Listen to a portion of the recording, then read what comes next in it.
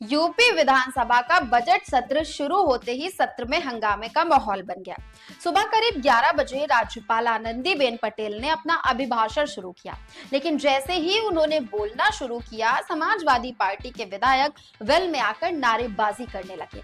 वो लगातार महंगाई, बेरोजगारी, कानून व्यवस्था, एसआईआर और यूजीसी जैसे मुद्दों पर नारेबाजी कर रहे थे। हालांकि इस प्रदर्शन में सपा विधायक पल्लवी पटेल शामिल नहीं हुई।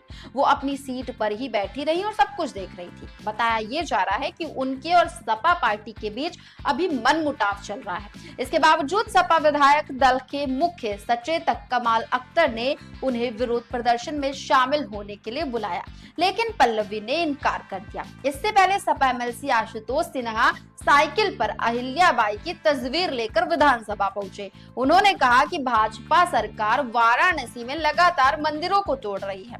इसके अलावा उन्होंने कहा कि जनता के मुद्दे नजरअंदाज किए जा रहे हैं।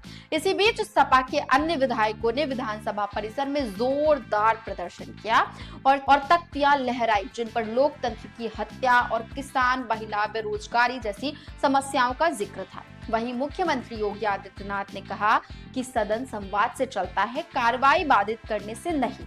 उन्होंने स्पष्ट किया कि सरकार हर सदस्य के सवाल और संवाद को स्वीकार करने को तैयार है। साथ ही उन्होंने अनुरोध किया कि सदन की कार्रवाई में बाधा न डाली जाए। इसी क्रम में डिप्टी सीएम केशव प्रसाद मौर्य ने कहा कि सपा के पास कोई ठोस मुद्दा तो है नहीं, इसलिए वो बौखला गए।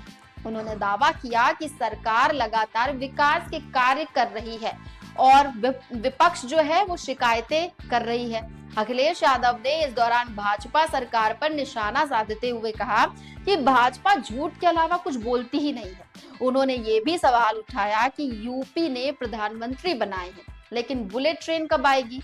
सुनने में आ रहा है कि ट्रेन गोरखपुर होकर निकलेगी, लेकिन गोरखपुर में तो मेट्रो भी नहीं बन पाई है। उनके मुताबिक भाजपा ने सिर्फ दिखावटी विकास किया है और आम जनता के मुद्दे अनदेखे रहे हैं। सपा विधायक मुकेश वर्मा ने कहा कि इस बार एसआईआर का मुद्दा सदन में जोरदार तरीके से उठाया जाएगा। उनका कहना था कि पिछले 10 सालों में भाजपा ने सिर्फ अपना विकास किया है, आम जनता की समस्याओं पर ध्यान ही नहीं दिया है। वहीं सपा विधायक अतुल प्रधान ने कहा कि सरकार ने काशी में सैकड़ों मंदिर तोड़े हैं और कानून व्यवस्था बिगड़ गई है, इसलिए वो सदन में प्रदर्शन कर रहे हैं। राज्यपाल आनंदीबेन पटेल ने हंगामे के बीच विधायकों से कहा कि थोड़ी देर शांत हो जाएं, वरना गला बैठ जाएगा। फिर भी उन्होंने अभिभाषण जारी रखा और कहा कि यूपी सरकार विकास के पथ पर लगातार बढ़ रही है। उन्होंने बताया कि सबका साथ सबका विकास की नीति के तहत युवाओं और महिलाओं के लिए कई फैसले लिए जा रहे हैं। इसके अलावा राज्यपाल ने यह भी बताया कि सरकार 2047 तक विकसित भारत और विकसित उत्तर प्रदेश बनाने के लिए प्रतिबद्ध है। सरकार की कोशिश है कि प्रदेश की पहचान को बढ़ाया जाए। इसी क्रम में प्रयागराज में माघ मेले का आयोजन किया गया। तेज बहादुर की जयंती, भगवान बिरसा मुंडा और सरदार पटेल की पुण्यतिथियां शान से मनाई गई।